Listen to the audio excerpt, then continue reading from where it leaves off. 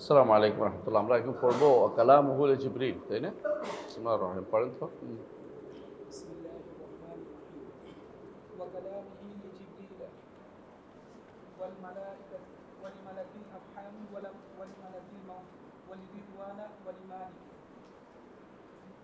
ولآدم ولموسى ولمحمد صلى الله عليه وسلم وللشهداء وللمؤمنين عند الحساب وفي الجنة.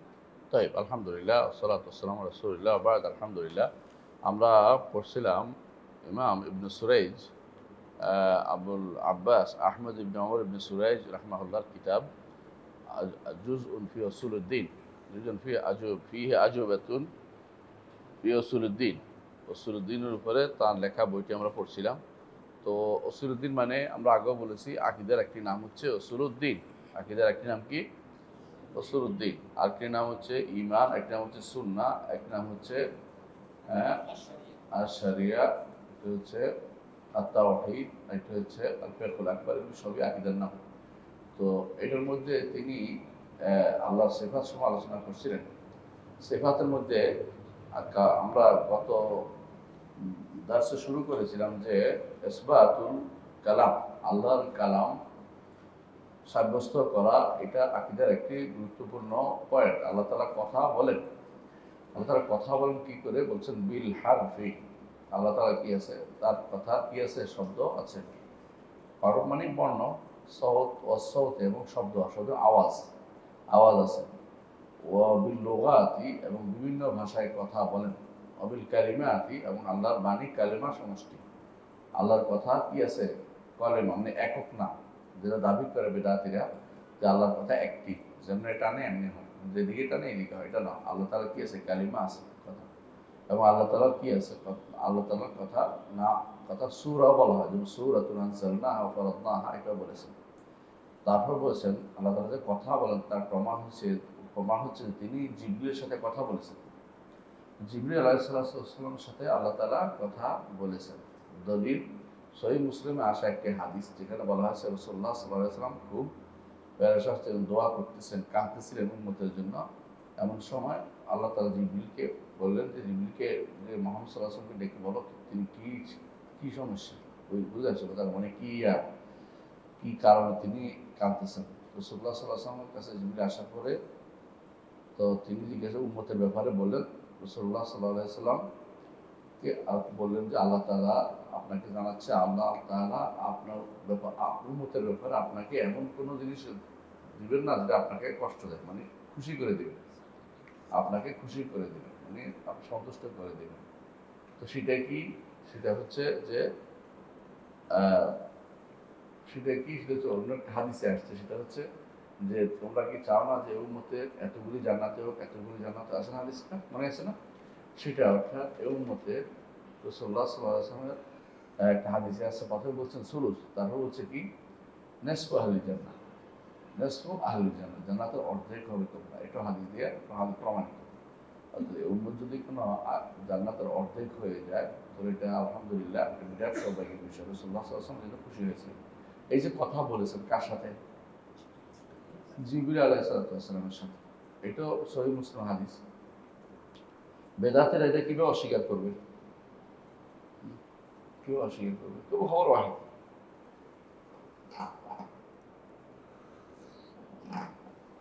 বেদাতের একটাই সমস্যা, যে কোনো জিনিস একটা মূলনীতি বানাবে, যে মূলনীতিটা কোরআন সুন্নাহ বিরোধী, এই মূলনীতি সাব্যস্ত করার জন্য এই অসুলগুলি তাদের জন্য অনেক সময় হেদায়েতের পথে বাধা হয়ে দাঁড়ায়। এই অসুলগুলি অনেক সময় হেদায়েতের পথে বাধা হয়ে দাঁড়ায়, বুঝছেন তো? এই অসুলগুলি তারা কোনোদিন এটা খেয়াল করতো যে এটা কোরআন সুন্নাহর পক্ষে না বিপক্ষে রসুল, তাহলে তারা এই মূলনীতিগুলি দাঁড় করাতো না। এই জন্য অনেকেই আছে অনেক হাদিসের উপর আমল করে না, বলে আমাদের রসুল হইতেছে। তোমার রসুল, হাদিস নিজে একটা রসুল, তুমি আবার রসুল ফেলে, তোমার রসুল থেকে আসছে। যদি কোনো অসুলের বিপরীত তোমার একবার তোমার কাছে অসুল মানলাম, যখন হাদিস পাইছো, হাদিস নিজে অসুল, তোমাকে বলতে হবে যে আমার অসুলের বাইরে হাদিস এটা মানতে হবে। এটা হাদিস, তোমার অসুল যদি কোনো শুদ্ধ, অসুল যে একবার শুদ্ধও হয়ে যায়, তারপরেও যখন হাদিস এসে যাবে বিশুদ্ধ হবে, এই হাদিসটিকে মেনে নিতে হবে। এটা হচ্ছে আহলুস সুন্নাত ওয়াল জামাতের মূলনীতি। কথা বুঝতে পারছি? তোরা জিবরিল আলাইহিস সালাতু ওয়াস সালামের সাথে কি করেছেন আল্লাহ তাআলা? কথা বলেছেন। ওয়াল মালাইকা, এবং মালাইকার সাথে আল্লাহ তাআলা কথা বলেছেন। ওয়াইজ কুলনা লিল মালাইকাতি ইসজুদু লিআদম, তাই না? ফাসাজাদু ইল্লা ইবলিস কানা মিনাল জিন্নি ফাফাসাকা আন রাব্বিহি। আসলে কোরআন কারীম। তো এটা আবার হাদিসও আছে যে আল্লাহ তাআলা মালাইকাদের কি বলছেন যে দেখো আমার বান্দা তার কোনো আমল কমতি আছে কিনা, এদের বাড়ি তার কোনো নেক আছে কিনা, নেক আমল না নফল আমল আছে কিনা, এটা নিয়ে আসো। আল্লাহ জানেন ভালো, তারপর এটা এনে তার পূর্ণতা দিবে। এটা হাদিস দ্বারা প্রমাণিত। এরকম বহু হাদিসে আল্লাহ তাআলা মালাইকাদের বলবেন। এর অর্থ হচ্ছে মালাইকাদের সাথে কথা বলবেন। ওয়ালি মালিকিল আরহাম, এবং মালাইকুল আরহাম, এবং ওই রাহামের সাথে নিযুক্ত মায়ের পেটে যে বাচ্চা বড় হওয়ার সময়, তো যেটা ফেরেশতাকে আল্লাহ তাআলা অর্ডার দেন। প্রথম ফেরেশতা কি বলে, আল্লাহ এটা তো এখন আছে, নতফা আছে, বলে এটাকে প্রসিড করো, সামনের দিকে আগে। তো সামনে আগাইলে বলে ইয়া রব্বে আলাকা ইয়া রব্বে মুদ্রা, এভাবে বলতে বলতে শেষে বলেন 4টা জিনিস দেখার কথাও বলে দেন। এর অর্থ হচ্ছে যে হাদিস দ্বারা বোঝা গেল যে, বিভিন্ন হাদিস দ্বারা বোঝা গেল যে আল্লাহ তাআলা মালাকুল আরহাম বা রাহামে জরায়ুতে লেখা বা বড় করার জন্য ফেরেশতা নিযুক্ত করে রেখেছেন। তো এদের সাথে আল্লাহ তাআলা কথা বলেন, এবং কত লক্ষ লক্ষ মানুষ জন্ম নিচ্ছে, সবার জন্য সমস্ত ফেরেশতাদের সাথে আল্লাহ তাআলা এই ব্যাপারে অর্ডার দিয়ে থাকেন। এটা আমাদের ঈমান রাখতে হবে, যেমন হাদিসে আসছে। হ্যাঁ, ওয়ালি মালাকুল মউত, অনুরূপভাবে মালাকুল মউতের সাথে আল্লাহ তাআলা কথা বলেন। মালাকুল মউত সাথে আল্লাহ তাআলা কথা বলেন। কিভাবে কথা বলেন? আমার তো মনে আছে মুসা আলাইহিস সালাতু ওয়াস সালামের সেই ঘটনা। মুসা আলাইহিস সালাতু ওয়াস সালামের কাছে আসছে যে আপনার মৃত্যু এসে গেছে। তিনি দিয়েছে থাপ্পড়, এতে করে কি হয়েছে, চোখ পড়ে গেছে। তিনি এটা নিয়ে আল্লাহর কাছে গেছেন। আল্লাহর কাছে যাওয়ার পরে আল্লাহ তাআলা কি বললেন যে আমার বান্দাকে বলো যে তুমি কি একটা তাও বা বলদ বা লোহার উপর হাত রাখো, যত চুল পড়বে এত পরিমাণ বয়স আপনাকে দেয়া হবে। তো এইটা বলে এরপরে কেউ বলে মৃত্যু। তিনি এসে এটাই করলেন, বলে এরপরে কেউ মৃত্যু। ঠিক আছে, তাহলে আর দেরি করা লাভ নেই। তো তিনি আঘাত করলেন কেন বলেন তো? আঘাত করলেন কেন মুসা? কারণ নবীদেরকে মৃত্যুর আগে অপশন দেয়া। তো তিনি অপশন না দিয়ে বলছেন যে আপনার মৃত্যুর জন্য এসেছি। তো অপশন দিবে না, থাকবেন কি যাবেন? অপশন মানে আপনি যাবেন না থাকবেন, ওই জন্য আঘাত করেছেন। এটা হলো মূল কাজ। মানে তার অবৈধ কোনো কাজ না, মানে একেবারে তিনি প্রাপ্য জিনিস আমার কাছে সেভাবে তুলে ধরেননি, এটাই কথা। এই জন্য শেষেরটা কিন্তু শেষে যেই কারণে পাইলেন এটা যে আপনি কতদিন থাকবেন, এত বছর কিন্তু থাকতে পারবেন, এটা অপশন। এই জন্য বলছে অপশন দেওয়ার পর তিনি ঠিকই আল্লাহর কাছে যা আছে সেটাকেই পছন্দ করেছে, মৃত্যুটাকে পছন্দ করেছে। নাহলে তিনি আঘাত করবেন কি জন্য, বুঝলেন? তো এটা হলো মূল কারণ, যে কারণে তিনি আঘাত করেছেন। আর আল্লাহ কথা বলছেন কার সাথে তখন? মালাকুল মউতের সাথে। তাই ওয়ালি রিদওয়ান, আসলে রিদওয়ান নামে কোনো সহিহ হাদিস পাওয়া যায় না।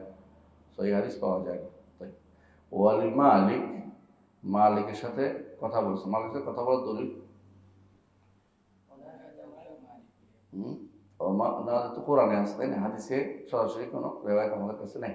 না দইয়া মালিকুল ইয়াকদু আলানা বিল, তো মানুষ বলবে, আল্লাহ বলছে প্রমাণ আছে। ক্বালা ইন্নাকুম মাকিসুন, এটা হতে পারে যে আল্লাহ তাআলা তাদেরকে বলেছে, আল্লাহ তাআলা তাকে বলছে সেজন্য বলে দেয়, এই জন্য হয়তো বলা হয়েছে এরা থেকে নিয়েছে। সরাসরি এমন কোনো প্রমাণ নাই, মানে সরাসরি সহি নেই। বিভিন্ন বর্ণনা তো আছেই, সব কত বর্ণনা আছে, সেই কোনো বর্ণনা নেই। তারপরেও কথা বলেন ফেরেশতাদের সাথে, এটা বড় কথা। কথা বলেন। ওয়ালি আদমের সাথে কথা বলেছেন। সন্দেহ আছে? কুলনা ইয়া আদম উসকুন আনতা ওয়া যাওজুকাল জান্নাহ, কোরআনেই আছে সরাসরি, তাই না? তারপরে আদমকে বলবেন ইয়া আদম লাব্বাইক ওয়া সাদাইক, হে আদম আদম কি বলবেন? লাব্বাইক ওয়া সাদাইক, হে রব আপনার জন্য হাজির এবং হাজিরের পর হাজির, আমি আপনার কথা উত্তর দিয়ে সৌভাগ্যশালী হয়েছি। সাদাইক অর্থ এটা, মানে আমি ডবল সৌভাগ্যশালী, যতবার উত্তর দেবো অতবারই আমি সৌভাগ্যশালী। আপনার উত্তর দিতে পেরে আমি নাকি সৌভাগ্যবান মনে করছি। এটা লব্বাইক ওয়া সাআদাইক যখন বলে কেউ এটা অর্থ এটা, মানে আপনার প্রশ্ন, আপনাদের ডাক দিচ্ছেন, ডাকের উত্তরে আমি সৌভাগ্যবান, এটা হলো আমার কথা। লব্বাইক ওয়া সাআদাইক। তো এবং বলছে যে জাহান্নামী যারা তাদেরকে বের করো, ওই হাদিসে, তাই না? কার সাথে কথা বলছেন বলবেন? কার সাথে কথা বলবো হাসরের দিন? কথা বলবেন আদমের সাথে। তখন বলবো যে প্রত্যেক 1000 থেকে 999 জন জাহান্নামী গোষ্ঠী বের করো। সাহাবায়ে কেরাম খুবই ভয় পেয়ে গেলেন। তখন বললেন যে আমরা জানি কে হইতে পারে যে জান্নাতে যাবে। রাসূলুল্লাহ সাল্লাল্লাহু আলাইহি ওয়াসাল্লাম বললেন যে আবশিরু, সাবধান, তোমরা তো খেপে মানে ভয় পেও না। ইয়াজুজ মাজুজ থেকে 999 জন হবে, আর তোমাদের থেকে একজন, তোমাদের মানে এই বনি আদম থেকে আমাদের যারা আছে এই উম্মত থেকে একজন হবে। তো রাসূলুল্লাহ সাল্লাল্লাহু আলাইহি ওয়াসাল্লাম জানিয়ে দিলেন যে ইয়াজুজ মাজুজ একটা বিশাল গোষ্ঠী আছে যারা আটকে পড়ে আছে, এবং তারা কাফেরই হবে, ঈমানদার হবে না। তারা কেউ ঈমানদার নাই, নইলে জাহান্নামী হতো না, জাহান্নামে ভূষিত হতো না। এখানে মূল জিনিস হচ্ছে আল্লাহ তাআলা কথা বলবেন কার সাথে? আদমের সাথে। কথা তো আগেও বলেছিল, কোরআন দিয়ে সাব্যস্ত, এখানে হাদিস দিয়ে সাব্যস্ত করছি, যেন আমরা হাদিস খুঁজে দিয়েছি, বুঝে আসছে। ওয়ালে মুসা, মুসা আলাইহিস সালামের সাথে কথা বলছেন কিনা? বালা ওই যে বলছে আমি হচ্ছে বেশি জ্ঞানী, তাই না? তখন কি বলছে আল্লাহ? আল্লাহ বললেন যে না, আপনি ছাড়াও আরো কি আছে, জ্ঞানী আছে। তাহলে কোথায় বলে একটা মাছ ভেজে নিয়ে যান, মাছ আপনাকে পথ দেখাবে। এই সব কিছু তো আল্লাহ তাআলা কার সাথে কথা বলেছেন? মুসা আলাইহিস সালামের সাথে। তাই বলে মুহাম্মদ সাল্লাল্লাহু আলাইহি ওয়াসাল্লাম, মুহাম্মদ সাল্লাল্লাহু আলাইহি ওয়াসাল্লামের সাথে কথা বলেছেন, কি বলেছেন? বলেছেন ইয়া মুহাম্মদ ইন্নী ইযা কাদাইতু কাদান ফাইন্নাহু লা ইউরাদ্দু। আমি যখন ফয়সালা করি, এই ফয়সালা কখনো রদ করা যায় না। তো যেই ফয়সালা তিনি করেছেন দেখি যে এই উম্মতের মধ্যে হানাহানি মারামারি হবে, যেটা যেটা হবে না, যেটা হচ্ছে উম্মত পুরোটাই ধ্বংস হয়ে যাবে। আর যেটা হবে না, এটা হচ্ছে কাফেররা পুরোপুরি আমাদেরকে ধ্বংস করতে পারবে না। তাহলে একটা হচ্ছে আল্লাহ এমন কোনো বিপদ দিয়ে ধ্বংস করে দিবেন না পুরোটা, আবার কোনটা কাফেররাও আমাদেরকে একেবারে ধ্বংস করবে না। কিন্তু আমাদের উম্মতের মধ্যে কি হবে? হানাহানি মারামারি। হানাহানি মারামারি কেন হবে? হ্যাঁ, হিকমতুল্লাহ, আল্লাহর হিকমত এটা। এর মাধ্যমে আল্লাহ কিছু মানুষকে শহীদ বানাবে, কিছু মানুষকে গুনাহ থেকে মুক্ত করবেন। আল্লাহর ইচ্ছা, বিভিন্নভাবে তিনি দুনিয়াতে তাদেরকে এখান থেকে নিয়ে যাবেন বিভিন্ন কারণে। সাহাবায়ে কেরাম একটা বিশাল গোষ্ঠী চলে গেছে, আল্লাহ তাআলা হিকমতে তাদের করবেন, দুনিয়া থেকে এইভাবে নিয়ে যাবেন, যাতে করে তাদেরকেও শহীদ হতে পারে, শাহাদাতের মর্যাদা পেতে পারে, এবং তারা গুনাহ থেকে মুক্ত হতে পারে। কোনো কিছু দুনিয়ার কিছু পাওয়া গেলে তাদের মধ্যে সেগুলো থেকে তারা সম্পূর্ণ মুক্ত হয়ে একেবারে আল্লাহর সামনে হাজির হতে পারে। এই জন্য বিভিন্ন ফিতনাদায়কদের হাতেও কখনো কখনো সাহাবায়ে কেরামের মৃত্যু হয়েছে। যেমন ফিতনাদায়করা অনেক সময় সাহাবায়ে কেরামদের অনেকে, যেমন যারা সাহাবী না, ওদের হাতেই বেশিরভাগ সময় সাহাবীদের মারা যেতে হয়েছে, বেশিরভাগ সময় মারা যেতে হয়েছে। যেমন ওসমান ইবনে আফফান রাদিয়াল্লাহু আনহু সরকারা। জি, তারপর পড়েন, আল্লাহ তাআলা কথা বলছেন ওয়ালিশ শুহাদা, শহীদদের সাথে আল্লাহ তাআলা কথা বলেন। কি কথা এটা? তারা চাইবে দুনিয়াতে আসতে, আবার যাইতে, আবার চাইতে, এটাই তো। তো আল্লাহ তাআলা কি বলবেন যখন এটা সম্ভব নাই, তখন তারা শহীদরা ফেরেশতাদের শহীদদের সাথে আল্লাহ তাআলা কথা বলেন। তাহলে এত কথা অস্বীকার করবেন কি করে? এবং ইমানদার ওয়ালিল মুমিনা ইয়াউমাল হিসাব, এবং কিয়ামতের দিন ইমানদারদের সাথেও আল্লাহ তাআলা কথা বলবেন, তাই না? মা মিনকুম মিন আহাদিন ইল্লা সাইয়ুকাল্লিমুহু রাব্বুহু লাইসা বাইনাহু ওয়া বাইনাহু তুরজুমান। তোমাদের প্রত্যেকের সাথে তোমাদের রব কথা বলবেন, তার মাঝে এবং তার রবের মাঝে কোনো অনুবাদক থাকবে না, অনুবাদক থাকবে না। এটা স্পষ্ট হাদিস, এবং এই হাদিসগুলি কোনো অস্বীকার করা যাবে না। এবং অফিল জান্নাত আল্লাহ তাআলার কথা, হাদিসটা আছে, মনে আছে তো, যে আমি তোমাদেরকে বাড়িয়ে দিব না, তাই না? তারপর আমরা বলবো আমরা ইনশাআল্লাহ জান্নাতে গেলে যে আল্লাহ আপনি আমাদের কি বাড়িয়ে দেবেন? জান্নাত দিয়েছেন, জাহান্নাম থেকে মুক্তি দিয়েছেন, আমাদের চেহারা সুন্দর করে দিয়েছেন, আমাদেরকে এমন কিছু দিয়েছেন যা জগতের কাউ কোনোদিন দেননি। আল্লাহ তাআলা আমি তোমাদেরকে আরেকটু দিন দেবো, সেটা হচ্ছে অহল্লু আলাইকুম রিদওয়ানি, তোমাদের উপর আমার সন্তুষ্টি নাজিল করবো, যার পরে আর কোনো তোমাদের উপর আমি অসন্তুষ্ট হব না। এই জন্য রিদওয়ান মিনাল্লাহি আকবার, আল্লাহর পক্ষ থেকে একটু সন্তুষ্টি বিরাট জিনিস। আর অন্য হাদিসে আসছে আল্লাহ তাআলা তার চেহারা মোবারক আমাদেরকে দেখাবেন, যেটা আমাদের জন্য সবচেয়ে বড় নেয়ামত হিসাবে বিবেচিত হবে। এটাও হাদিস দ্বারা প্রমাণিত। এরপরে পরে তারপরে হাসরের মাঠেও কথা বলবেন, তাই না? হাসরের মাঠে কথা বলবেন না? যখন হাসরের মাঠে আসবেন তখন আল্লাহ তাআলা হাসরের মাঠে আসবেন কিনা? আসবেন। وجاء ربك والملك صفا هل ينظر إلى أن يأتيهم الله في ظلال من الغمام والملائكة وقضي الأمر وإلى الله ترجع الأمور। হাসরের মাঠে আসবেন কি করতে? আল্লাহ তাআলা প্রত্যেক কাফেরকে যেটা সে আবাদত করতো এটার একটা সুরত বানিয়ে দিলে ওটা পিছিয়ে পিছিয়ে ধানাম চলে যাবে।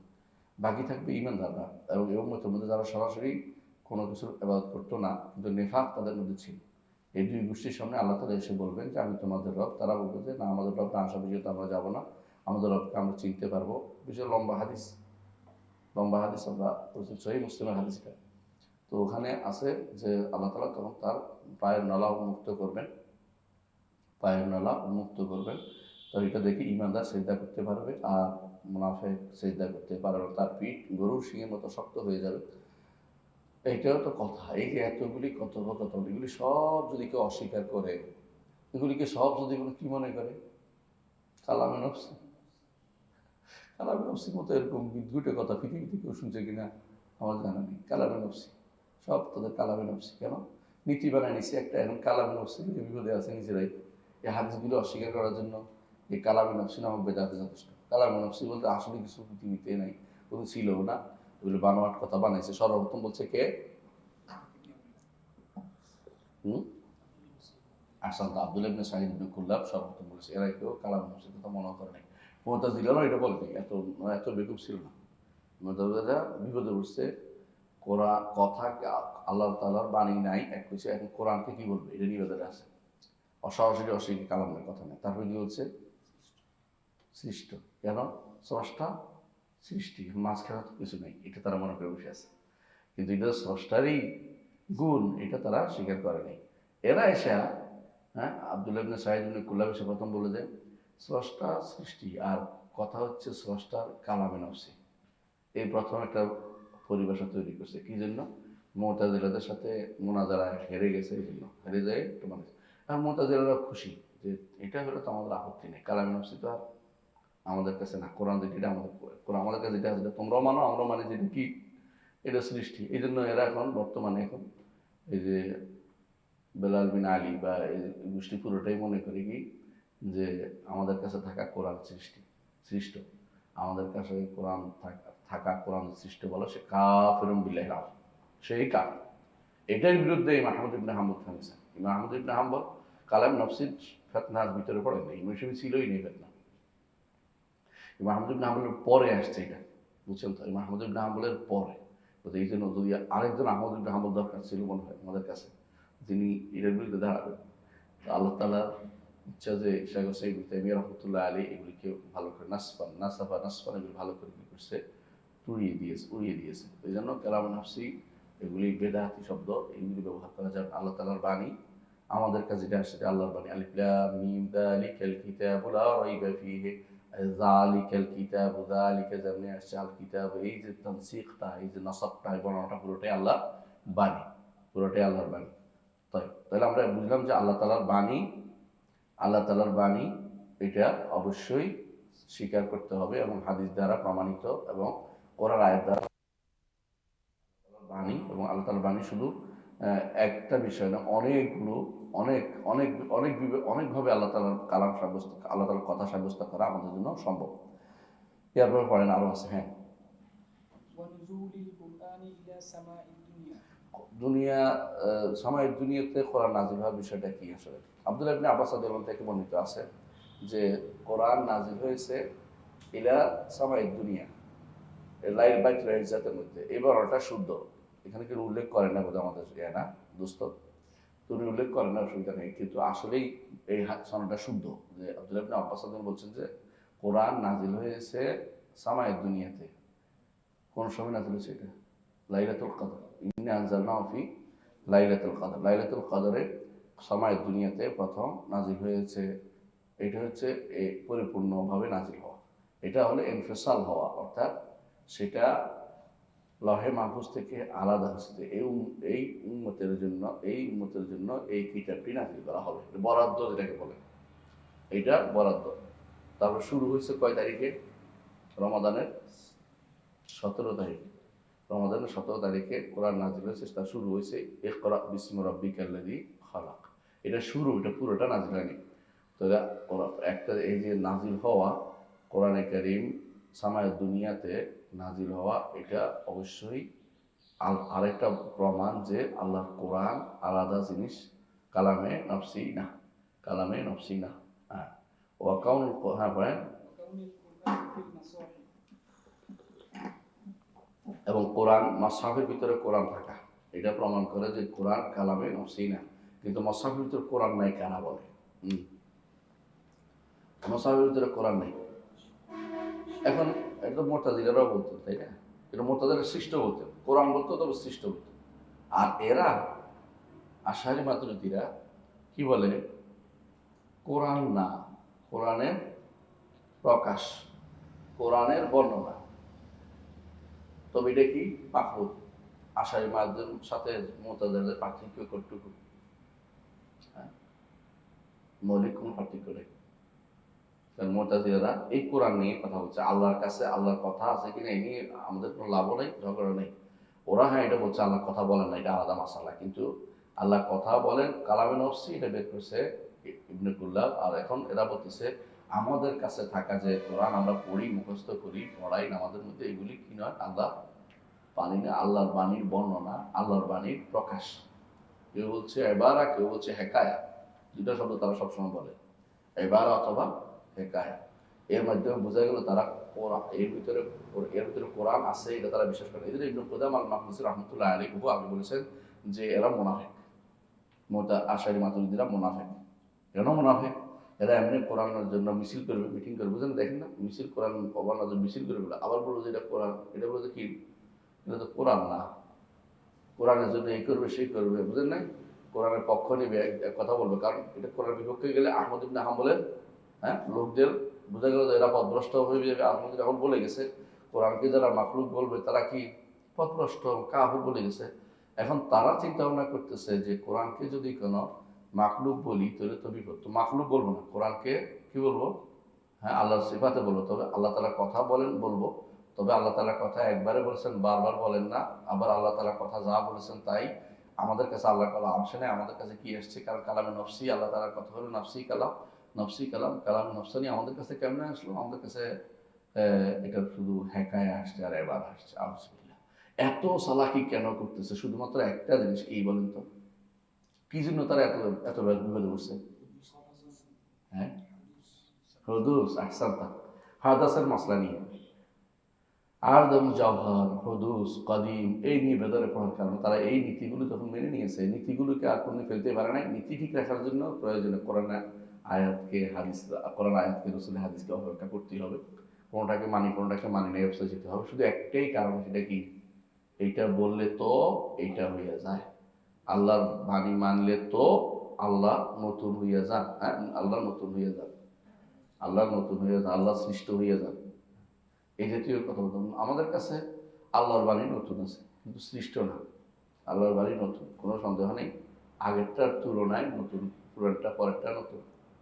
আল্লাহ তাআলা কোরআনে কারীম নিজে বলেছেন, মা ইয়াতি মির রাব্বিহিম, মা ইয়াতি মিন যিকরিন মির রাব্বিহিম মুহদাসিন, মা ইয়াতি মির রাব্বিহিম, মা ইয়াতি মিন যিকরিন মির রাব্বিহিম মুহদাসিন।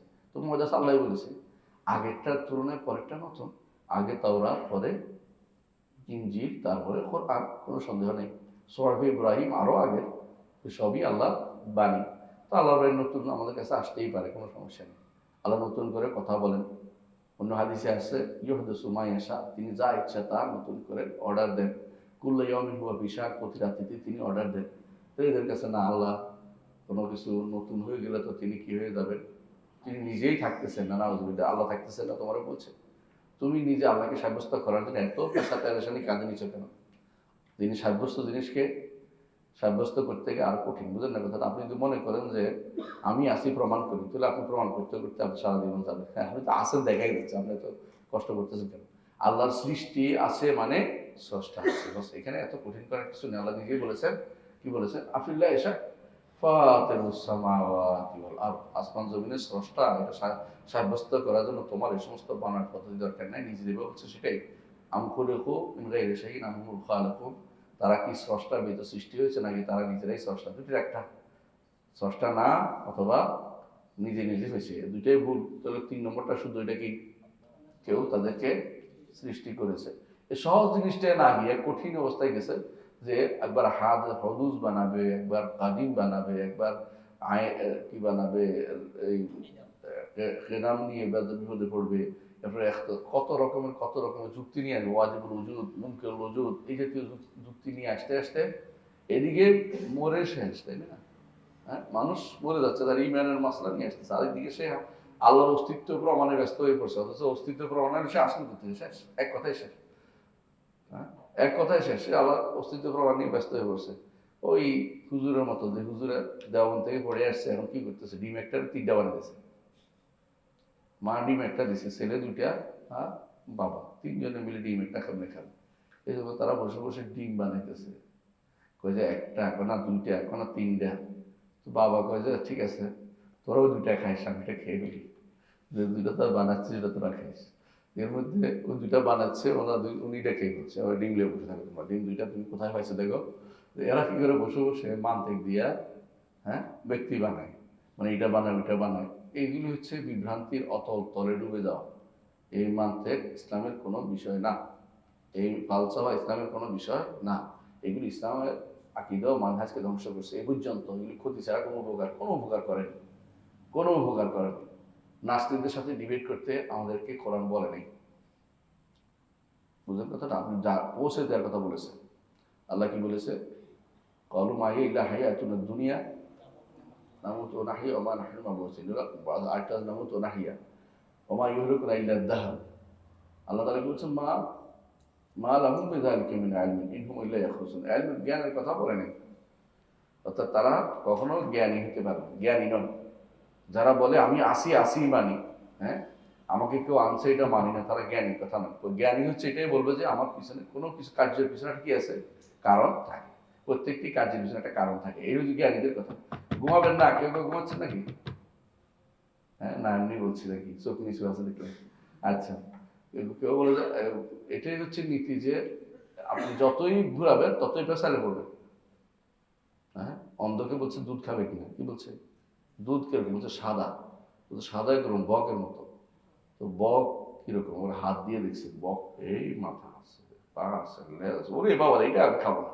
তখন কোথায় চলে গেছে? দুধ তো খাইতে ভালোই খাইতো, এখন বক খাইতে আরম্ভ করছে। বুঝছেন তো? দুধ সাদা, সাদা কিরকম? বক মতো। বক কিরকম? অত দেখেই নি, বকও দেখেনি। তো বক নিয়ে আসে দেখানোর জন্য, হচ্ছে বরং দুধ একটু খাওয়াই দিলে ভালো ছিল, তাড়াতাড়ি একটু ভালোই বুঝতে পারতো। আমাদের এই মানতেকি ভাইদের, হ্যাঁ, দেওবন্দি, তারপরে বেরলবি, বেদাতি যতগুলি আছে, বা আজহার মাঝে যতগুলি বেদাতি আছে, যারা সারাক্ষণ এই নিয়ে ব্যস্ত থাকে, ওদের কাজ হলো এলমের দিক থেকে দুর্বল। কোন এলমের দিক থেকে দুর্বল? আজহার নবী, নবী সাল্লাহ ইসলামের হাদিস থেকে খুবই দুর্বল, হাদিসের মশালাতে নড়াইগুড়িটা। এই গোষ্ঠীটা সবচেয়ে বেশি দুর্বল হচ্ছে হাদিসের মশালা। কারণ যারা হাদিসে বিশ্বাস করেন, আল্লাহ তাকে হাদিসের জ্ঞান তাদেরকে দেন না। কারণ তারা কোরআন নিয়ে সবচেয়ে সময় গবেষণা, কোরআন গবেষণা, কোরআন ইনস্টিটিউট, কোরআন এটা, কোরআন এই কিন্তু প্রচুর পরিমাণে হয়েছে বাংলাদেশে। কিউআরএফ, কিউ ওইটা, কোরআন নিয়ে গবেষণা পাগল হয়ে যাচ্ছে, কিন্তু হাদিসের জ্ঞান রাখে না। কোরআন বুঝতে হলে হাদিস লাগবে। কোরআন ও হাদিস কোনো বিরোধী কোনো কিচ্ছু নেই, একটার সাথে একটা কোনোদিন বিরোধ হয় না। শুধু একটাকে কি করে পরিচ্ছন্ন করে, পরিষ্কার করে, বুঝাই দেয়। কারণ অনেক সময় আপনার ব্রেনের মধ্যে অনেক কিছু না ধরতে পারে, হাদিস সহজ ভাষায় সেটা বুঝিয়ে দেয়। কোরআন অনেক শব্দ আপনার বুঝে আসতে পারে না, তো হাদিস সেটাকে বুঝিয়ে দেয়। যে ব্যক্তি সারাক্ষণ হাদিস পড়বে, সে পথভ্রষ্টতা পথে ইনশাআল্লাহ যাবে না। কারণ সাফিনাতু নূহ, নূহের কিস্তি হচ্ছে হাদিস, আর সুন্নাতু সাফিনাতু নূহ। যে কেউ কোরআন পড়ার সাথে সাথে হাদিস তার অন্তরে আছে, সে দেখবেন যে সহজেই বুঝতে পারছে এটার অর্থ এটা, এর অর্থ এটা। এই জন্য দেখবেন আলেমরা কোরআনের সাথে সাথে হাদিস দিয়ে তাফসির করে, কোরআনকে হাদিস দিয়ে তাফসির করে, হাদিস দিয়ে ব্যাখ্যা করে, কোরআন ব্যাখ্যা হাদিস দিয়ে করে সবসময়। কোরআন ব্যাখ্যা কোরআন দিয়েও করে, কোরআনকে হাদিস দিয়েও করে। কোরআন দিয়ে কটুক করে, আরেকখানে এটাকে স্পষ্ট করা হয়েছে। কিন্তু হাদিস দিয়ে করে কেন? তাহলে এটার বাস্তবতা, এটাকে কিভাবে আমল করতে হবে, কিভাবে ঈমান আনতে হবে, বিস্তারিত হাদিসের মধ্যেই দেওয়া আছে। এবং যারা হাদিসের দুর্বল তারা দেখবেন যে এই জন্য পথভ্রষ্ট হয় বেশি। এই জন্য আহলুস সুন্নাহ, আহলুল হাদিস তাদেরকে বলা হয় যারা সব কিছুতেই রাসূলুল্লাহ সাল্লাল্লাহু আলাইহি ওয়াসাল্লাম আদর্শ খুঁজে বেড়ায়, যে এখানে রসুল কি বলেছেন, সাহাবী কি বলেছেন, রসুল কিভাবে বুঝছে, সাহাবা কেরাম কিভাবে বুঝছে, এইটা যে ব্যক্তি বুঝবে সে কোনদিন পথভ্রষ্ট হবে না। এই যে রসুল এই জন্যই বলেছেন যে এরা কোনদিন পথভ্রষ্ট হবে না। কারা? যারা মা আনা আলাইহি ওয়া আসহাবি, এরা। সুতরাং এই এতগুলি জিনিসের পরেও তারা কোরআনকে বলবে যে এই কোরআন, এমনি মুখে বলবে যে আমরা আহমদ ইবনে হাম্বলের অনুসারী, কিন্তু কর্মকাণ্ডে মুনাফিকি করবে, বলবে না এটা তো সেই কোরআন না যে কোরআন কথা আল্লাহ কোরআন বলছে। আল্লাহ আল্লাহ নাযিল করতে কোরআন, তো কোরআন ওইটা কই, কোরআন ওইটা কই। আবার আরো ভয়াবহ জিনিস ওদের মধ্যে কেউ কেউ বলবে, সেটা কি, আমাদের কাছে যে কোরআন আসছে এটা কোত্থেকে আনছে, লহে মাহফুজ থেকে আনছে। এটা ভয়াবহ ভুল, মারাত্মক ভুল। আবার কেউ কেউ বলবে না এটা বাইতুল ইজ্জত থেকে আনছে, জিবরিল নিয়ে আসছে, এটাও মারাত্মক ভুল। জিবরিল এখান থেকে আনছে, জিবরিল কার থেকে আনছে? সরাসরি আল্লাহ থেকে শুনে আনছে। আমরা এটা পড়েছিলাম তাই না? সরাসরি শুনছে, শুনে প্রত্যেকটি আয়াত আল্লাহর কাছ থেকে শুনে মুহাম্মদ রাসূলুল্লাহ সাল্লাল্লাহু আলাইহি ওয়াসাল্লামকে শুনিয়েছেন, নাযিল করেছেন, তিনি ধারণ করেছেন। তারপর রাসূলুল্লাহ সাল্লাল্লাহু আলাইহি ওয়াসাল্লাম এটা লিখিয়ে নিয়েছেন এবং সেটা তিনি নিজে মুখস্থ করেছেন। ইন্না আলাইনা জামআহু ওয়া কুরআনা ফাইজা ক্বারানাহু ফাত্তাবি'ল কুরআন। তারপরে আল্লাহ এটা বর্ণনা ব্যবস্থা করেছেন, সুম্মা ইন্না আলাইনা বায়ানা। বয়ান কি দিয়ে দিয়েছেন? নবীর হাদিস দিয়ে আল্লাহ ব্যবস্থা করে দিয়েছেন, নবীটাকে বর্ণনার ব্যবস্থা করেছেন। কোরআনের বর্ণনাও তখনকার সময় দিয়েছেন, নবীর হাদিস দিয়েও এর বিস্তারিত ব্যাখ্যার বর্ণনা দিয়েছেন। সুতরাং এটাকে এই জায়গায় যে কেউ ঢুকবে সে পথভ্রষ্ট, তার সাথে কথা বলবেন না, তার ছাত্রত্ব গ্রহণ করবেন না, এরা পথভ্রষ্ট। এদের সাথে মানে এরা 10 বার বলে যে কোনো একটা মিথ্যা, গয়ে বলছে কায়দায় কি কয়, একটা মিথ্যা 10 বার বললে সত্য হয়ে, তাদের কাছে সত্য হয়ে যায়, আমাদের কাছে হয় না। কিন্তু তারা মনে করে মিথ্যাটাকে যত বেশি প্রচার করতে পারবে মানুষের অন্তরের ভিতরে গেঁথে যাবে। দেখি এখনো তারা যখন একটা নীতির মধ্যে চলে আসে, তখন আপনি যতই কোরআন আয়াতের হাদিস দেন, তাদের একটাই কথা থাকবে, এইটা বললে তো এই হয়ে যায়, এইটা বললে তো এই হয়ে যায়। মানে তারা তখন কি করবে, লাজমুল কওলকে কওল বানাবে। লাজমুল কওল বুঝছেন তো, কথার দাবিকে কথা বানিয়ে ফেলবে। সুতরাং এইগুলি হচ্ছে পথভ্রষ্টতা। জি, সামনে আগে। وأحب التلاوة وأبغضها আহাবি তেলাওয়াতে ও আবগাদিহা। তাই আল্লাহ তাআলা তেলাওয়াত পছন্দ করেন, তাই না? পছন্দ করেন না? পছন্দ করেন। এবং রাসূলুল্লাহ সাল্লাল্লাহু আলাইহি ওয়াসাল্লাম হাদিসে আছে যে আল্লাহ তাআলা নবী কোনো কিছু তেলাওয়াত করলে আল্লাহ তাআলা সেটা কি করেন, শোনেন। এখানে একটা শব্দ আসছে, আযান শব্দটা আসছে, মানে কঠিনভাবে তিনি তার মনোযোগ দিয়ে শোনেন, এটার অর্থ। আবার কেউ কেউ বলছেন, আমাদের দোস্ত বলে যে, আমার দোস্ত একদম আছে, বলে যে এখানে আযান আসলে উযুন সাব্যস্ত করছে, কান সাব্যস্ত করছে। কিন্তু এই শব্দের আসলে উদ্দেশ্য হচ্ছে আমরা কোনো কিছু এভাবে মনোযোগ দিয়ে শুনি, মনোযোগ বলার উদ্দেশ্য, মানে মনোযোগ তো আলাদা শব্দ ব্যবহার করি না। এর অর্থ কি, শব্দটা হচ্ছে তিনি সেটা গভীরভাবে শোনেন, এটা হচ্ছে এর অর্থ। যে আমরা যেমন কান লাগিয়ে শুনি বলি না, এটা অর্থ ব্যবহার করা হয়েছে। কিন্তু দেখি কেউ কেউ এটা থেকে কান নিয়েছে, কিন্তু আল্লাহর জন্য কান অস্বীকারও করা যাবে না, স্বীকারও করা যাবে না। এটা হচ্ছে বিশুদ্ধ মত, কারণ কোনো সরাসরি নস্যা আসেনি, শুধু এখানে বলছে শুনো। আর আরবরা সাধারণত কোনো কিছু, যেমন রাসূলুল্লাহ সাল্লাল্লাহু আলাইহি ওয়াসাল্লামকে কাফেররা কি বলতো, মিনহুম মাইয়াকুল হুয়া উযুন, বুঝলেন, হুয়া উযুন, তিনি কান। তবে তারা কি কান বলছে, উদ্দেশ্য হচ্ছে তিনি সব কথা শুনে ফেলেন, সব। তো আল্লাহ তাআলা যখন কোনো নবী যখন কোরআন তেলাওয়াত করে বা আল্লাহর বাণী তেলাওয়াত করে, আল্লাহ তাআলা সেটা সব শোনেন, মানে এই একটা উদ্দেশ্য। তো এটা দিয়ে বোঝা গেছে যে আল্লাহ তাআলার জন্য কান না বলি আমরা, কিন্তু আল্লাহ তাআলা অবশ্যই শোনেন। তো কি শোনেন? কোরআন, আল্লাহর বাণী। কেউ পড়লে, নবী পড়লে আল্লাহ এটা শোনা পছন্দ করেন।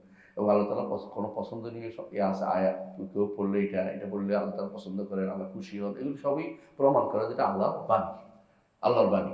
এমনকি ফেরেশতা নাজিল হয়, বুঝছেন না আপনারা? এক সাহাবী পড়তেছিল, তার বাচ্চা ছিল, পাশে উঠছিল, তিনি কোরআন তেলাওয়াত করতেছিলেন। ফেরেশতা নাজিল হওয়ার কারণে ভয় পেয়ে গেছেন যে এই কোরআন তেলাওয়াতের কারণে, আল্লাহর বাণী তেলাওয়াত করতেছে, ফেরেশতা নাজিল হচ্ছে, সাকিনা নাজিল হচ্ছে। লাফালাফি করতেছে, বাচ্চার ভয়ে তিনি পড়া বন্ধ করে দিচ্ছে। কিন্তু বাচ্চার উপরে না আবার উঠে যায়, ঘোড়া উঠে যায়, তার উঠে যায়। তাহলে বোঝা গেল যে এটা হচ্ছে আল্লাহর বাণী, কোনো সন্দেহ নেই। নইলে এত মর্যাদাপূর্ণ জিনিস আপনি অন্য কারোর জন্য দুনিয়াতে খুঁজে পাবেন। আল্লাহর বাণী আল্লাহর কাছ থেকে এসেছে, আবার আল্লাহর কাছেই ফিরে যাবে। জি, ওমা আযিনাল্লাহু করেন। وما أذن الله لشيء كإذنه لنبي يتغنى بالقرآن ওমা আযিনাল্লাহু লিশাইইন কাইযনিহি কাআযানিহি, কোন বর্ণায় আসছে যে পড়ছে, এটা অনুমতি। আসলে শব্দটা অর্থটা অনুমতি নয়, এটা মূলত হচ্ছে যে আল্লাহ তাআলা আযিনার তো অনুমতি দিচ্ছেন কোন নবীর জন্য। এটা যেমন আছে, আরেক অর্থ হচ্ছে ওমা ওমা আযিনাল্লাহু লিশাইইন কাআযানিহি, আযানিহি মানে তিনি অত্যন্ত গুরুত্বের সাথে শোনেন। হ্যাঁ, ইতাগান্না বিল কোরআন, তিনি কোরআনকে খুব সুর করে পড়েন। কে? কোনো কোনো নবী, কোনো নবী। তো এখান থেকে বোঝা গেল আল্লাহ তাআলা যেটা আল্লাহ তাআলা মানে নবী যেটা পড়তেছেন এটা কি? আল্লাহ আল্লাহর বাণী, আল্লাহর বাণী। এই জন্য আল্লাহ তাআলা সেটা শোনেন।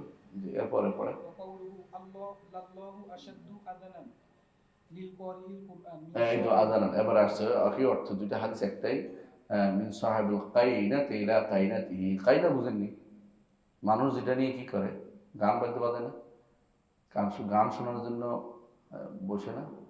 তো এইটার থেকেও আল্লাহ তাআলা, কারণ তো সুরের কারণে, সুরের কারণে, তো আল্লাহ তাআলা তিনি যে কোরআন পাঠকারীর সুর শোনার জন্য আল্লাহ তাআলা এর চেয়েও বেশি তিনি কি করেন, গুরুত্ব দিয়ে শুনেন। কথা বলছেন তো?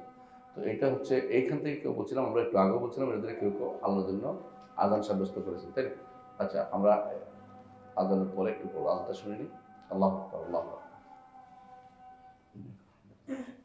তাই আমরা পড়ি ওয়াইনাল্লাহা, إن الله يحب العطاس ويكره التثاؤب আল্লাহ তাআলা পছন্দ করেন অর্থাৎ নাকি হাসি, এবং তিনি অপছন্দ করেন হাই তোলা।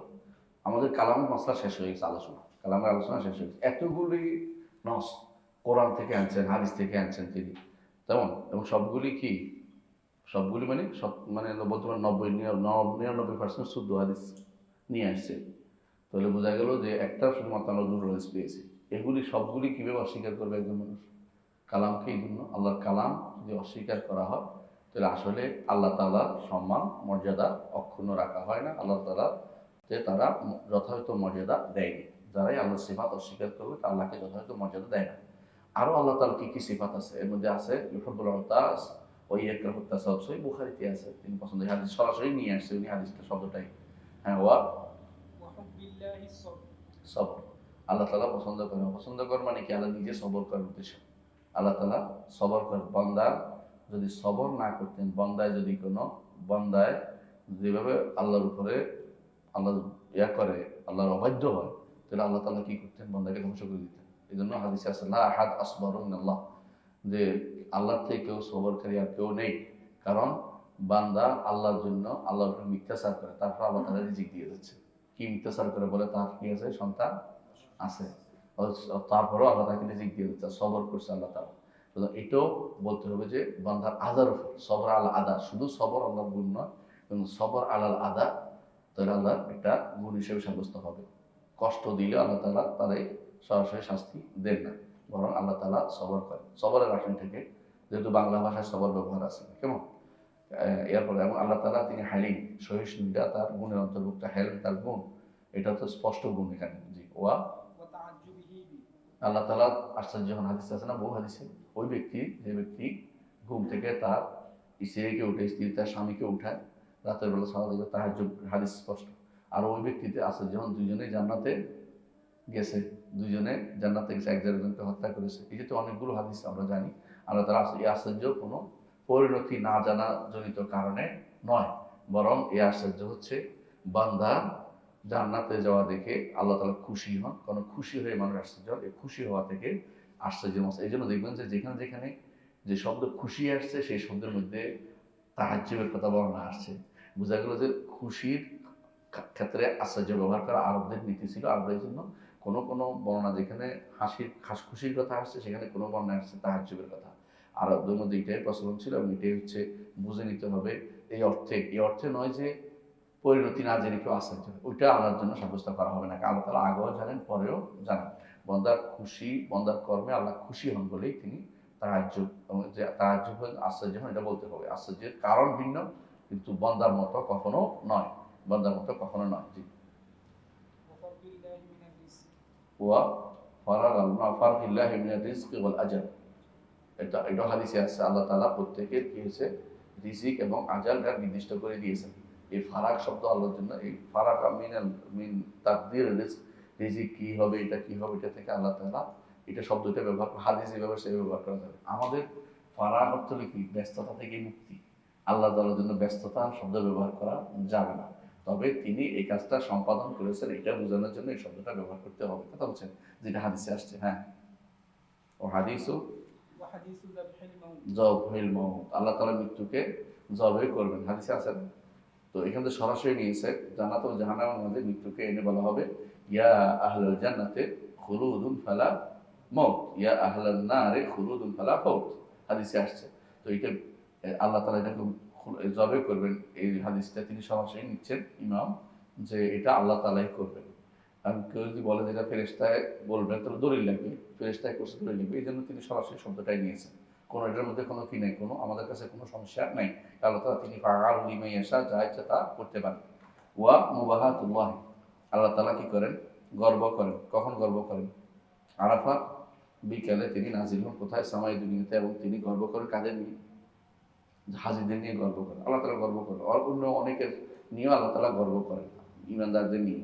এটা তো হাদিস দ্বারা প্রমাণিত, এটাও আমরা স্বীকার করি, আল্লাহ তাআলা এই সিফাতটাও আমরা স্বীকার করি। হ্যাঁ, وصعود الأقوال والأفعال والأرواح إليه তাই এটা তো আমাদের কোরআনে কি বলছে? ইলাহি ইয়াসআদুল কালিমুত তাইয়্যিব ওয়াল আমালুস সালিহ, রূহ তো উঠে, তাই না? আমরা জানি যে রূহ উপর দিকে উঠে যায়। ইলাহি ইয়াসআদুল কালিমুত তাইয়্যিব, বাণী উঠে যায়, কথা উঠে যায়, আমল উঠে যায়, সকাল বিকেল উঠে যায়। তো স্পষ্ট আমরা স্বীকার করি আল্লাহর কাছে উঠে যায়। আল্লাহ কোথায় তাহলে? উপরে। উপরে না হলে উঠে যায় অর্থ কি? হেরা বলুক সারাদিন, হেরা বলে উঠে যায় না, কোনো কারণ নেই। অথচ ইলাইহি বলছে তার দিকে, তার দিকে, দিকে আবার সাব্যস্ত করো না। তো ইলাইহি অর্থ কি? যে অর্থ কি বলেন তো? আর প্রতি, প্রতি আর দিকে একই জিনিস। যদি বলো যে এটা অর্থ নাই তাহলে তারাই হচ্ছে জাহেল। হ্যাঁ, ওয়া وحديث المعراج ببدنه ونفسه রাসূলুল্লাহ সাল্লাল্লাহু আলাইহি ওয়াসাল্লাম গেছেন কোথায়? মেরাজে গেছেন তার শরীর এবং জাত, শরীর, আত্মা এবং হ্যাঁ এবং শরীর সহ।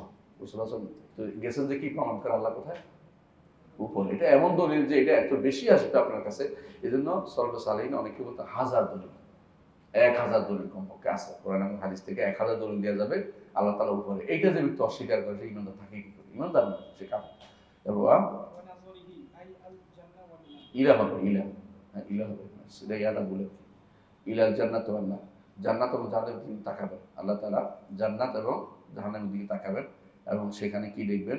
হাদিসটা যেটা আসছে না, হাদিসটা কি?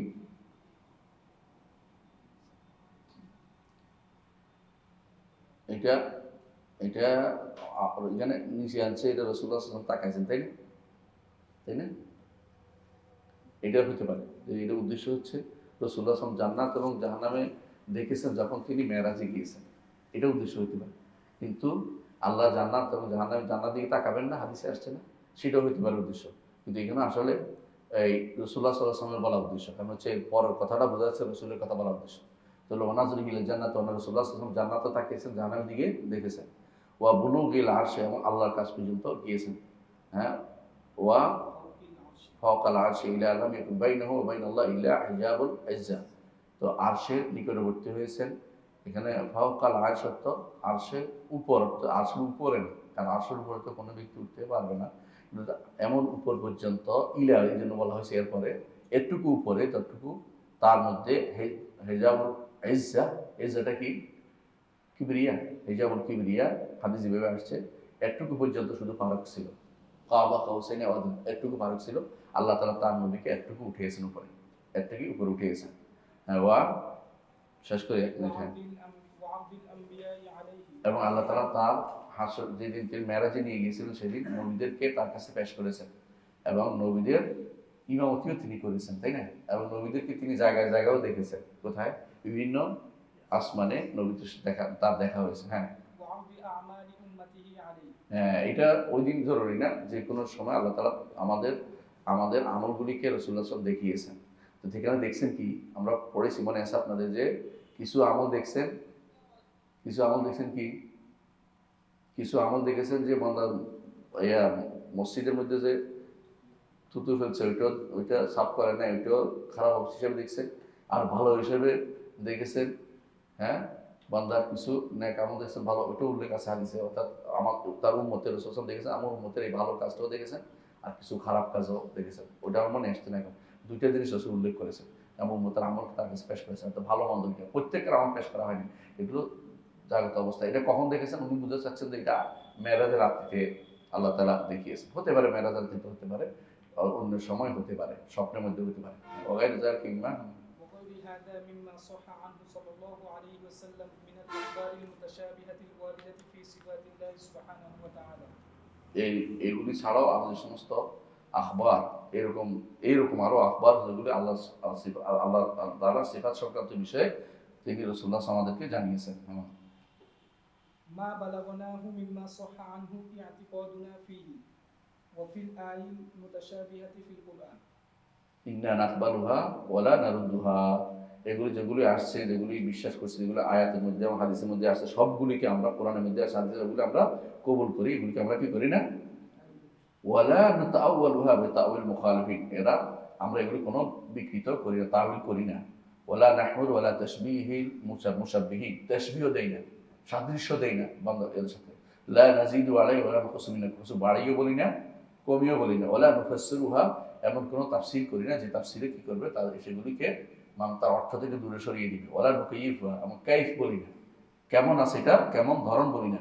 ওয়ালা নুতারজিমু আন সিফাতি বিলুগাতিন গায়রিল আরাবিয়্যা, এবং এগুলিকে এমন আন সিফাতি, আল্লাহ আরবি ছাড়া অন্য ভাষাতে এগুলিকে অনুবাদের ক্ষেত্রে, অর্থাৎ এমন অনুবাদ করি না যে অনুবাদ তার অর্থ প্রকাশ করে না। এটা উদ্দেশ্য এখানে, কারণ অনুবাদ না করলে বুঝে যাবে কি করে অনুবাদ হবে। ওয়ালা নুশিরু ইলাইহা বিখাওয়াতিল কুলুব, অন্তরের মধ্যে এটা আসছে, আমার অন্তরে এটা আসছে, এটা বলার কোনো ইঙ্গিত করি না। এটার অর্থ নিশ্চয়ই আল্লাহ পা বোঝা, এরকম কিছু ইঙ্গিত করে মনে আসলে এটা বলা যাবে না। ওয়ালা বিহারাকাতি জাওয়ারিহ, আঙ্গুল দিয়ে ইঙ্গিত করা যাবে না। এরকম অনেকে দেখাইছে না যে হ্যাঁ আমাদের অমুক এলাকার রুটি, এগুলো বলা যাবে না। কথা বুঝে আসছে, অমুক এলাকার রুটি বলা যাবে না, অনেক খেয়ে যাবে না আমার বিরুদ্ধে। বাল মুত্তাকুমা আত্তাকাল্লাহ আযজা ওয়া জাল্লা, বরং আল্লাহ যেগুলি এই নির্ধারণ করেন নাই তাকে অনির্ধারিত রাখবো। ওয়া নুফাসসিরু আল্লাযী ফাসসারাহু নবী সাল্লাল্লাহু আলাইহি ওয়াসাল্লাম, যেগুলি রাসূল তাফসীর করে সেগুলি তাফসীর করব সাল্লাল্লাহু আলাইহি ওয়াসাল্লাম, সাহাবায়ে কেরাম যে বর্ণনা সেবন থাকবো। নজমু আলা মা আজমাউ আলাইহি, তারা যেগুলি একমত হয়েছে আমরা যেগুলি একমত থাকবো। ওয়া নুমসিকু আম্মা আমসাকু আন, যেগুলি তারা বলে নাই আমরা এগুলি বলবো না, সাহাবায়ে কেরাম যা বলে না আমরা বলবো না। ওয়া নুসাল্লিমুল খাবার লিযাহিরি, প্রকাশ্য অর্থে আমরা এগুলিকে নিব। ওয়াল আয়াতু লিযাহিরি তানজিলিহা, যে কোনো আয়াতকে প্রকাশ্য অর্থে আমরা নিব। ولا نقول بتأويل المعتزلة والأشعرية والجهمية والملحدة والمجسمة والمشبهة والكرامية والمكيفة, কয়টা বলছি? অনেকগুলো। এর মধ্যে একটা আমাদের জরুরি হচ্ছে আশারিয়া মাতুরিদি একই জিনিস, এবং আশারিয়া মাতুরিদের কোনো তাওয়িল আমরা কখনো করি না। আশার মাঝে তাওয়িল থেকে দূরে থাকতে হবে। বাল নাকবালুহা বিলা তাওয়িল, তাওয়িল ছাড়া গ্রহণ করি। ওয়া নুমিনু বিহা বিলা তামসিল, বুঝছেন তো? ইসবাতুম বিলা তামসিল ওয়া তানজিহুম বিলা তা'তিল, এই নীতি চলি। ওয়া ইয়াকুল আল আয়াতু ওয়াল খাবরু সাহিহান, আমরা বলি আয়াত এবং হাদিস শুদ্ধ। ওয়াল ঈমান বিহি ওয়াজিব, এর উপর ঈমান আনতে হবে। ওয়াল কাউলু বিহি সুন্নাহ, এটাই হচ্ছে আহলুস সুন্নাত ওয়াল জামাতের কওল। তা'উইল ওয়া বিদআতুন ওয়া যালদাকা, এগুলো অপব্যাখ্যা করা হচ্ছে বিদআতি এবং জালদাকা, জিন্দিকদের কাজ, এগুলি আহলুস সুন্নাতের কাজ না। আখিরু কালামে আবুল আব্বাস ইবনে সুরাইদ, আমরা শেষ করছি আবুল আব্বাস ইবনে সুরাইদ সর্বশেষ কথা এটা। আমরা কি বইটা পড়তে পারছি? কি বুঝলেন বইটা পড়ে? সংক্ষিপ্ত কথা, আল্লাহ তাআলার সিফাতের ব্যাপারে এক বিন্দুও উসুলুদ্দিন যদি ঠিক রাখতে হয়, আকীদা ঠিক রাখতে হয়, সিফাতের ব্যাপারে আল্লাহ এবং তার রাসূলের কথার বাইরে হওয়া যাবে না, এবং সেটাকে প্রকাশ্য অর্থে নিতে হবে। সালফে সালিহদের উপর চলেছে তাওয়িল, অপব্যাখ্যা নেওয়ার কোনো সুযোগ নেই। এটা আমাদের কথা নেই, আবুল আব্বাস ইবনে সুরাইদের কথা বলছেন। 300 হিজরিতে মারা গেছেন, অর্থাৎ তিনি ইমাম আহমদ ইবনে হাম্বলের পরে, এই ইমাম ছিলেন ইমাম তাহাবীরও আগে। এই ইমামের বক্তব্য আমাদের বক্তব্য। আল্লাহ আমাদের বুঝার তৌফিক দান করেন। আমরা নতুন করে কোনো কিছু বলি না। যারা মুজাসসিমা বলবে, মুজাসসিমা হও না, আমরা মুশাব্বিহ হও না, আমরা কোনো মুআত্তিল হও না, আমরা হচ্ছি আহলুস সুন্নাতি ওয়াল জামাআহ। আল্লাহ আমাদের বুঝার তৌফিক দান করেন। আসসালামু আলাইকুম।